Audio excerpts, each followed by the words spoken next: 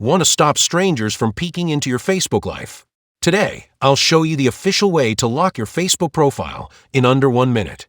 No tricks, no third-party apps, just pure Facebook settings. First, open Facebook and tap the 3 lines in the top right corner of your screen. Scroll down and select Settings and Privacy. Then tap Settings. In Audience and Visibility, choose Followers and Public Content. Change all the options from public to friends or set them as you prefer for maximum privacy. Go back and select Profile and Tagging.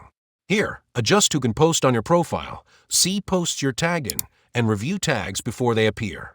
Once your privacy is set, go back again and tap Profile Locking. Hit lock your profile and boom!